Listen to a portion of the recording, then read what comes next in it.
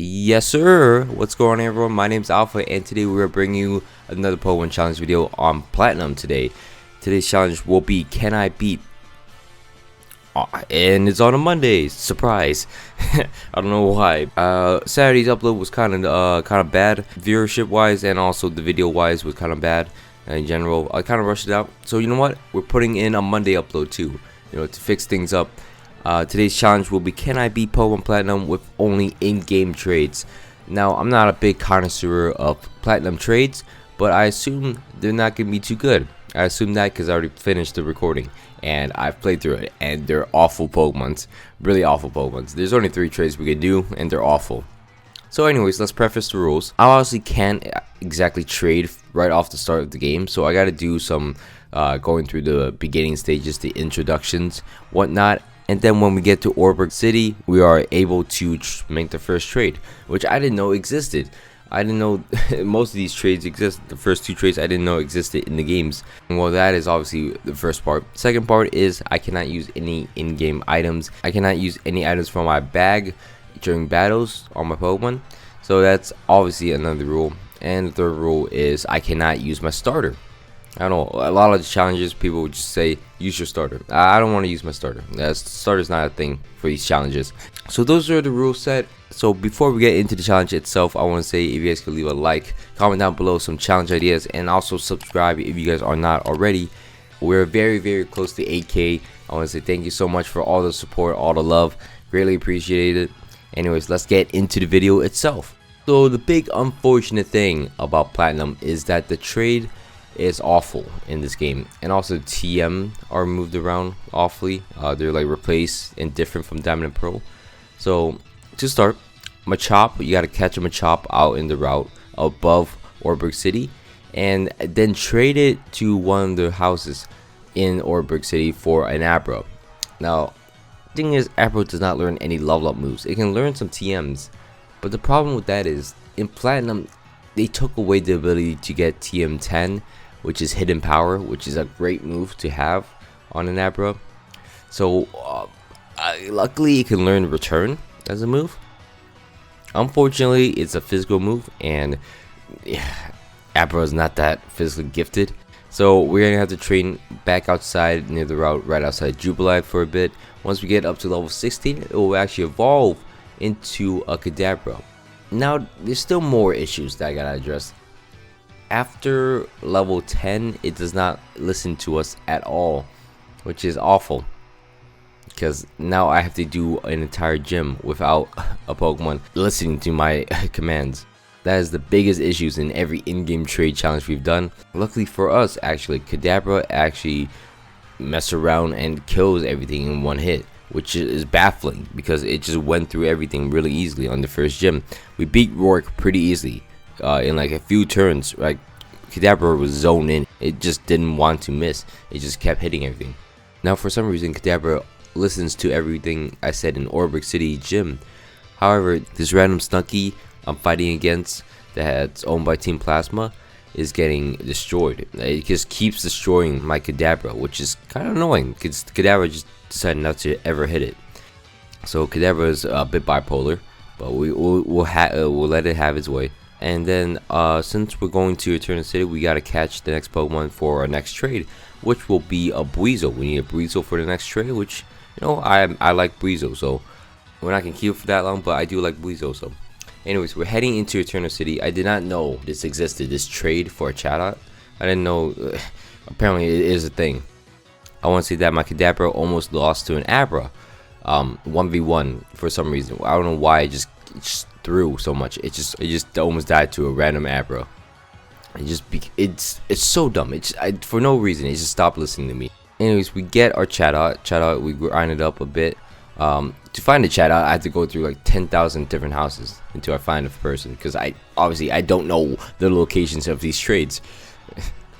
We train up the Chatot, and now it's not listening to us, but we still have Chatot in our team, and that's pretty useful. We head into the gym of Eternal City, and we gotta train up our Chatot a little more with the trainers inside. We got it to a decent level, and then we head into Gardenia. Gardenia is it wouldn't be too hard because all my Pokemon can destroy her pretty easily.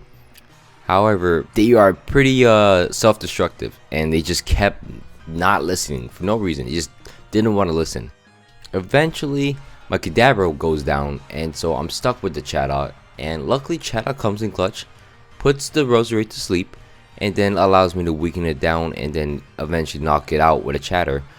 And bless the Lord that happened, because you know, I don't know how I would have got through that. I don't know how I kept my sanity if I lost with a flying type and a psychic type to a Rose Raid. Now, however, since we have 2 badges, our Pokemons will actually listen to us a bit more up to level 30, and now it's, you know, it's a bit more simple. As long as we don't level our Pokemon up too high, things will be fine. Next gym is in Hearthome City, which is against Fantina, the Ghost type gym leader. I have a pretty good solid team, as in it's just a Kadabra and a Chatot, but they are pretty solid in the sense that they can take out this gym pretty easily.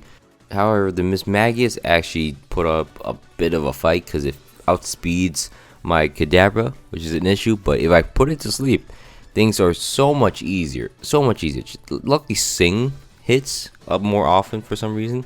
I don't know, maybe because it's a trade Pokemon. They just automatically don't wanna miss low accuracy moves, but just don't want to listen to me. And also, I gain so much XP because they are traded Pokemon. So, you know, easier to level up, but harder to maintain it because they level up so fast. That means they go out of the range of my badge controlling. So, bit of an issue. I'm not gonna lie. I mean, luckily for us, I chose Turtwig as starter. So, Chimchar is our rival starter. And, you know, we have a flying type and a psychic type. So, his team is never an issue for us to beat. So luckily for us, that is the silver lining, I guess.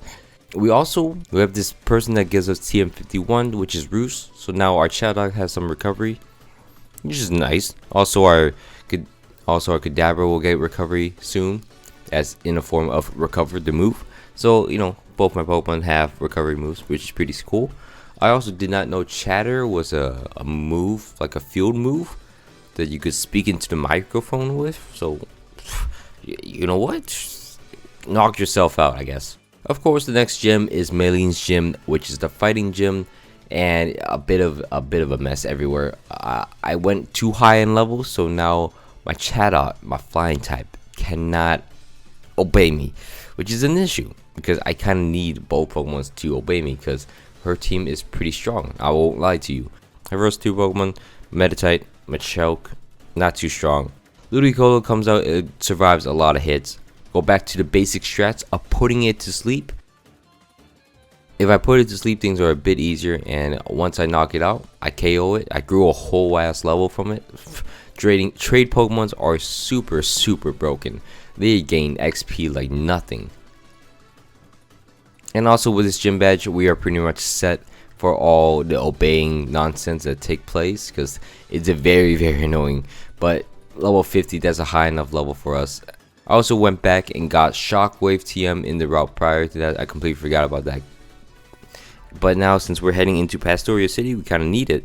Luckily, Kadabra can obviously learn it, and we head into Pastoria City Gym. This is actually a shocker to me.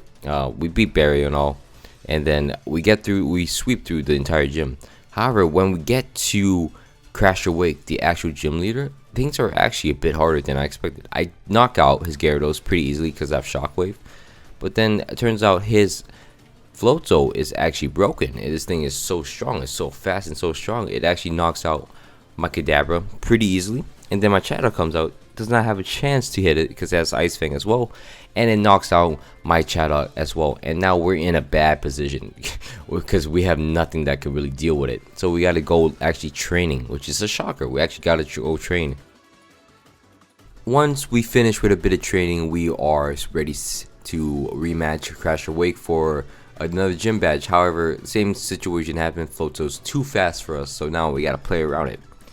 Chatot actually comes out, lives from the Ice Fang because it's not stabbed. Luckily, it's not stabbed, and luckily Chatot has a bit of bulk on it. So we slowly whittle down the Floatzel, and we get into a very good position for Chatot. It being asleep and Chatot taking in command, it has low HP, but it takes out Floatzel at the end, And then when Quagsire comes out, we hit it with a sleep. Then since we picked up Roost, we can recover our HP.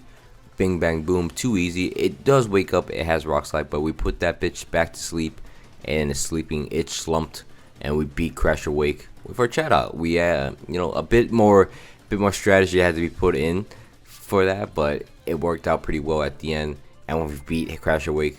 Next issue is dealing with Sneasels. Sneasels are very tough because they beat both of my Pokemon in my party. My Kadabra gets smashed by the Dark typing, and my Chatot gets smashed by the Ice typing. So Sneasels are pretty bad all around for us to deal with. I went out and tried to buy Focus Blast and put it on my Kadabra. Turns out Kadabra can't learn Focus Blast. That's only Alakazam. So now that's a big issue to deal with. I think about putting Drain Punch on it, but again, it's not gonna happen. I decided going into the Steel Gym, I'll just use Psychic as my offensive move, because Psychic will be, one of the strongest moves. Things get a bit hairy with the Scizor in the gym, but we got to deal with it. So getting into the Byron fight itself, the big issue I have with it is that I don't really have anything to deal with Steel types at all. So my plan was to sing down the Bastiodon and just try to chip it away with it like all the other gyms. However, this one it just didn't want to do that. It just smashed me. However, my Kadabra can actually live against the Bastiodon in a pretty comfortable way, because Bastiodon is not an offensive Pokemon, so I can lift Stone Edge pretty well. And then once I stall him out of Stone Edge, I can actually take down the Bastiodon and I just eat it, just destroy it. And then Steelix comes out. Steelix is a bit of a pushover. It's not that good.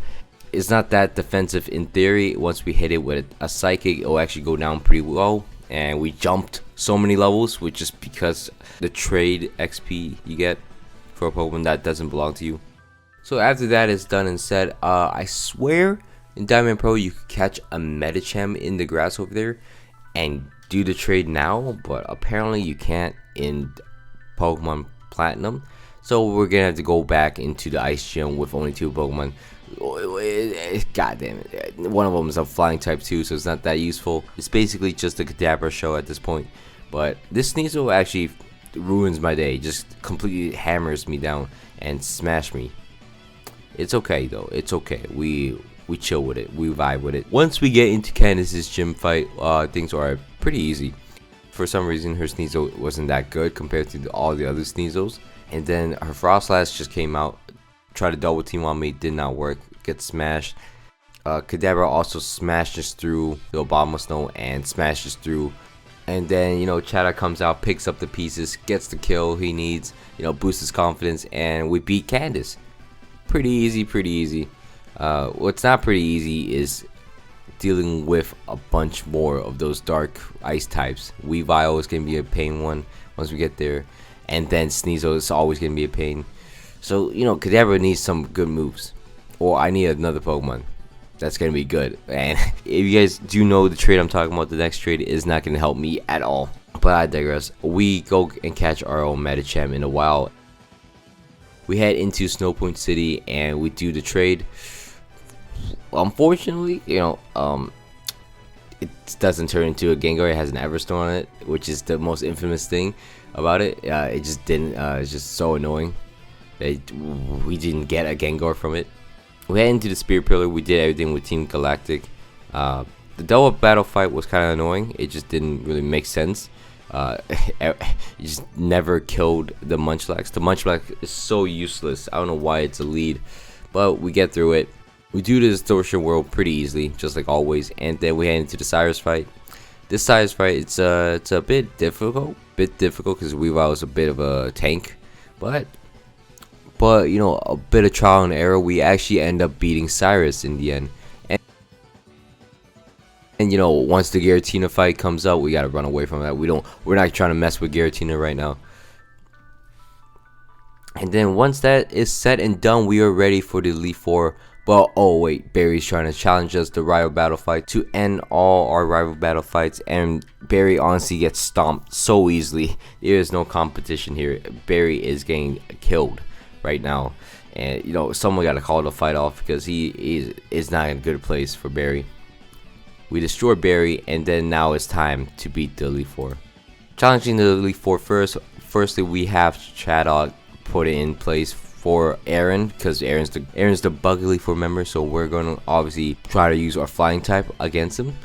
These are actually looking pretty good until I sacrifice Haunter at the wrong moment. So when his Scissor comes out, I don't really have a plan to beat it, and Scissor actually demolishes my team, and we lose against Aaron, which is crazy. I don't think I've ever lost to a bug Elite Four member. I think I'm awful at the game if I lost to Aaron. Anyways, we head back. We obviously rematch, and we get a better result this time. This time we don't sacrifice our Haunter for Drapion.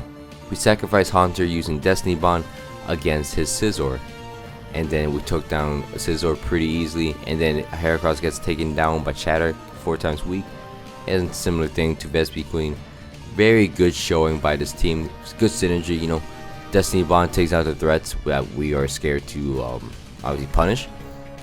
Perfect comes out. I taught my Kadabra Grass Knot move that we got from Gardenia. We just never had it on because, you know, we didn't really need it, but now I need it. Grass Knot will actually murder every single Pokemon single-handedly with the high special attacks that I have and just how heavy they are.